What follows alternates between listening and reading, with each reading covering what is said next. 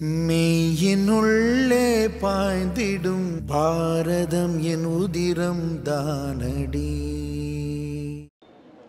கோவை தெற்கு சட்டமன்ற தொகுதியில் இன்று கோவை மக்கள் சேவை மையத்தினுடைய ஏற்பாட்டிலே 200 பெண்களுக்கு தொழில் முனைவோராக மாற்றுகின்ற சுயம் திட்டத்தின் கீழ் தையல் இயந்திரம் இன்று வழங்கப்பட்டிருக்கிறது.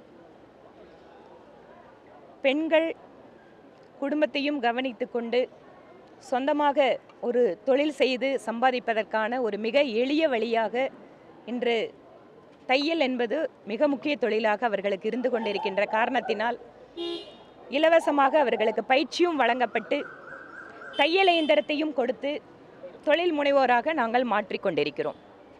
வெறும் தையல் பயிற்சி மட்டுமல்ல, கூடுதலாக எம்ப்ராய்டரி பயிற்சிகள் இன்றைய காலகட்டத்தில் மாறி வருகின்ற ஃபேஷனுக்கு ஏற்ப அவர்களுக்கு புதிதான பயிற்சிகளை எல்லாம் கூட வழங்குவதற்கு ஏற்பாடு செய்திருக்கிறோம். இந்த திட்டத்தில் பலன் பெறுகின்ற பெண்களுக்கு கூடுதலாக பாரத பிரதமர் நரேந்திர மோடி அவர்களுடைய முத்ரா கடனுதவி திட்டம், பிரதம மந்திரி தொழில் முனைவோர் திட்டம், இவற்றிலெல்லாம் பலன் பெறுவதற்கு ஏதுவாக தகுந்த நபர்களுக்கு சம்பந்தப்பட்ட அரசு துறைகளோடு தொடர்பினை ஏற்படுத்தி அவர்களுக்கு என்ன தேவைப்படக்கூடிய ப்ராஜெக்ட் ரிப்போர்ட்டோ அல்லது தேவைப்படக்கூடிய ஆவணங்களை பற்றிய விழிப்புணர்வை அவர்களுக்கு உருவாக்கி அரசாங்கத்தின் உதவிகளையும் பெறுவதற்கு உதவி செய்து கொண்டிருக்கிறோம். இன்று காலையிலே நலம் மருத்துவ முகாம் தெற்கு தொகுதியில் ஒவ்வொரு வாரமும் ஞாயிற்றுக்கிழமை இலவசமான மருத்துவ முகாம் PAG மருத்துவமனையோடு இணைந்து செயல்படுத்தி கொண்டிருக்கிறோம். அந்த முகாமும் கடந்த பாராளுமன்ற தேர்தலின் போது சில காலம் எங்களால் நடத்த முடியாமல் போய்விட்டது. இன்று முதல் அந்த நல முகாமையும் காலையிலே துவங்கி வைத்திருக்கிறோம். தெற்கு தொகுதியினுடைய மக்களுக்கு அடிப்படை வசதிகளை ஒட்டி பல்வேறு பிரச்சனைகள் இருக்கிறது. குறிப்பாக ரோடு பிரச்சனை எங்கே சென்றாலும் மக்கள் அதை சொல்கிறாங்க. சமீபத்திலே கோவை வந்திருந்த மாநிலத்தினுடைய முதல்வர் 200 கோடி ரூபாய் ரோடுகளுக்காக கொடுக்குறோம் அப்படிங்கிறத சொல்லியிருக்காங்க. அதை விரைவில் பெற்று இங்கு இருக்கக்கூடிய சாலை பணிகளை துரிதமாக மேற்கொள்ள வேண்டும் என இந்த மாநகராட்சியினுடைய ஆணையாளருக்கும் நான் கோரிக்கை வைத்திருக்கிறேன். ஆட்சியில் பங்கு, அதிகாரத்தில் பங்கு. பெரியசாமி என்ன சொல்றார்? கூட்டணியில யார் வேணா வரலாம், ஆனால் அதிகாரத்தில் பங்கு ஏற்றுக்கொள்ள முடியாது. கடந்த சில காலமாக திராவிட முன்னேற்ற கழகத்தினுடைய கூட்டணியில் இருக்கின்ற அரசியல் கட்சிகள் நேரடியாக மாநில தலைவர்களோ அல்லது முக்கிய தலைவர்களோ இதை பற்றி பேசாமல் அவர்கள் கட்சியில் இருக்கின்ற அடுத்த கட்ட தலைவர்களை பற்றி இதை பற்றியெல்லாம் பேசி வருகிறார்கள். ஒருவேளை அவர்களுக்கு ஒரு செய்தியை சொல்ல வேண்டும் என்பதற்காக மரியாதைக்குரிய அமைச்சர் அந்த கருத்தை தெரிவித்திருக்கலாம். ஆனால் பாரதிய ஜனதா கட்சியை பொறுத்தவரை கூட்டணியில் இருப்பவர்கள் அவர்கள் சில சமயம் தேர்தலிலே அல்லது வெற்றியிலே மிகப்பெரிய பங்களிக்காவிட்டாலும் கூட அரசாங்கத்திலே அவர்களுக்கு பங்கு கொடுத்து அவர்களையும் ஒரு அரசோடு இணைத்து ஒரு மிகப்பெரிய ஒரு கூட்டணி அப்படின்ன போது கூட அந்த அரசாங்கத்தில் கூட கூட்டணி கட்சிகள் ஒவ்வொருவருக்கும் பங்களித்து அவர்களையும் சேர்த்து அரசாங்கத்தை நடத்துவதென்பது பாரதிய ஜனதா கட்சியினுடைய வழக்கம். இது மறைந்த முன்னாள் பிரதமர் திரு வாஜ்பாய் அவர்கள் காலத்திலிருந்து பிஜேபி பின்பற்றி கொண்டிருக்கிறது. இன்று மகாராஷ்டிரத்திலே மிகப்பெரிய தேர்தல் வெற்றியை பெற்றிருக்கிறோம். அங்கு தனிப்பெரும் கட்சியாக கடந்த முறை பாரதிய ஜனதா கட்சி வந்த போதும் கூட கூட்டணி கட்சியில் இருக்கக்கூடிய ஒரு தலைவருக்கு மாநிலத்தினுடைய முதல்வர் பதவியை கொடுத்து அழகு பார்த்தது பாரதிய ஜனதா கட்சி. இன்று திமுக கூட்டணியில் இருக்கின்ற கட்சிகள் அரசாங்கத்தில் பங்கு கேட்பது என்பது தவறே கிடையாது. அவர்களுக்கு உரிய அங்கீகாரமும் மரியாதையும் கொடுக்கப்பட வேண்டும் என்பது எங்களுடைய கருத்து.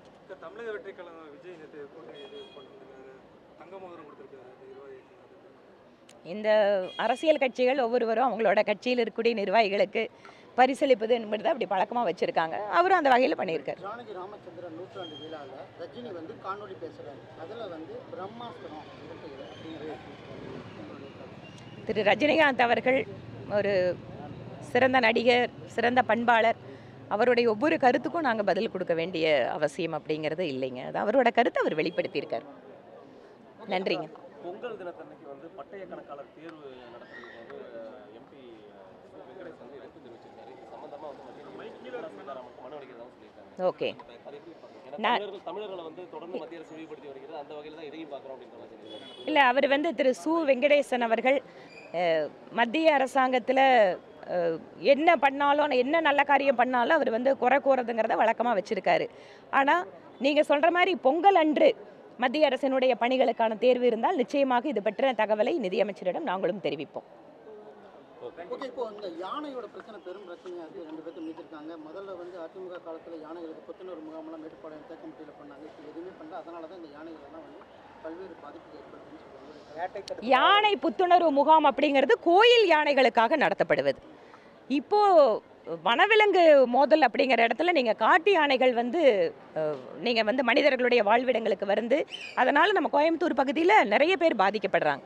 இது தொடர்பாக விவசாயிகளுடைய கோரிக்கையெல்லாம் கூட சம்மந்தப்பட்ட வனத்துறை அதிகாரிகளிடம் நானே வந்து போன மாதம் பேசினேன். இது எந்த மாதிரி வந்து சயின்டிஃபிக்காக வந்து இதை அப்ரோச் பண்ணணுங்கிறது ரொம்ப முக்கியம். ஒரு பக்கம் நம்ம யானை காரிடாருக்கு வந்து தனியாக வந்து வழி சொல்கிறோம், இல்லை அகழிகள் வெட்டுறோம். ஆனாலும் இப்போது டெக்னாலஜி வாயிலாக மதுக்கரை பக்கத்தில் ரயில்வே துறை வந்து இன்றைக்கி ட்ரோன் டெக்னாலஜி வாயிலாக யானைகள் பாதிப்பு இல்லாமல் பண்ணுறதுக்கு வழி பண்ணுறாங்க. மாநிலத்தினுடைய வனத்துறையும் குறிப்பாக சென்சிட்டிவ் பகுதிகளை கண்டறிந்து புதிய தொழில்நுட்பத்தை பயன்படுத்தி இந்த வனவிலங்கு மனிதர் மோதலுக்கு தீர்வு காண வேண்டும் என்பது எங்களுடைய கோரிக்கை. இன்னொன்று, இந்த புத்துணர்வு முகாம் என்பது நடத்தப்படாமல் இந்த அரசாங்கம் நிறுத்தி வைத்திருக்கிறது. கோயில் யானைகளுக்கு புத்துணர்வு முகாம் என்பது மிக சிறப்பான ஒரு திட்டம். அந்த யானைகளுக்கு இருக்கக்கூடிய ஒரு மன அழுத்தம், அவர்களுக்கு உடல் நலனுக்கு சார்ந்த பல்வேறு விஷயங்கள் எல்லாமே ரொம்ப நல்லா வந்து கடந்த முறை ஆட்சியில் அந்த புத்துணர்வு முகாமில் நல்லா இருந்தது. இதை வேண்டுமென்ற திமுக அரசு வந்து நிறுத்தி வைத்திருக்கிறது என்பதை உள்நோக்கம் கொண்டது. ஏன்னா அவங்களுக்கு கோயிலையும் பிடிக்காது, கோயில் யானையும் பிடிக்காது. அதனால் அந்த புத்துணர்வு முகாமை நிறுத்தி வச்சிருக்காங்க. கோயில் யானைகளுக்கு மீண்டும் புத்துணர்வு முகாம் என்பது நடத்தப்பட வேண்டும். வேட்டை தடுப்பு காவலர்களுக்கு மாதம் 17,500 ரூபா கொடுத்துட்டு இருந்தாங்க. இப்போ வந்து மேன் பவர் தனியாரிடம் ஒப்படைக்கிறாங்க. இதனால் வந்து பல்வேறு போராட்டம் பண்ணிட்டு இருக்காங்க வேட்டை தடுப்பு காவலர்கள். அதை கொடுத்தாங்கன்னா 10,900 ரூபா தான் உங்களுக்கு கிடைக்கும். 7,000 ரூபா வேறு ஒரு தனியாருக்கு போகணும். இதனால் பல்வேறு பாதிப்பு. முத்தரசன் வந்து மாவட்ட வன பாதுகாப்பு அலுவலர் ராமகிருஷ்ணன் அவர்கிட்ட கொடுத்துருக்காங்க. இல்லை, நிச்சயமாக வேட்டை தடுப்பு காவலர்கள் நீங்கள் சொன்ன மாதிரி அவர்களுடைய கோரிக்கை நியாயமான கோரிக்கை. இந்த கோரிக்கையை நானும் வலியுறுத்துவேன். வழக்கறிஞர் கூட்டத்தில் 10 தொகுதிகளையும் கோவையில் வென்றெடுத்து முதல்வருக்கு பைசா கொடுக்கணும், அதுக்கு கடுமையாக வகிப்பிருந்தே பணியாற்றுங்க, வழக்கறிஞர்கள் தினமும் பூத்து வழியாக போகணும், காவல் நிலையம் போகணும்னு ஒரு அறிவுரை வழங்கியிருக்காரு. இதை எப்படி பார்க்குறீங்க? அவரோட வழக்கு எந்த நிலையில்? அவரோட வழக்கு எந்த நிலையில் இருக்குன்னு அவங்களோட வழக்கறிஞர்கள் தெரியும். நான் உங்களை மாதிரி மீடியாக்காரங்க நீங்கள் சொல்கிற வழக்கு நிலவரத்தை நான் பார்த்துக்கிறேன். நான் அவரோட லாயர் இல்லை, என்ன வழக்கு கேஸுன்னு தெரியறதுக்கு. ரெண்டாவது, ஒவ்வொருவரும் 10 தொகுதியை ஜெயிக்கணும்னு தான் ஒவ்வொரு அரசியல் கட்சியும் வேலை பண்ணோம். அதனால் 10 தொகுதி 26ல் தேசிய ஜனநாயக கூட்டணி வென்றெடுக்க போவதை அவர் பார்க்க தான் போகிறார். நன்றி.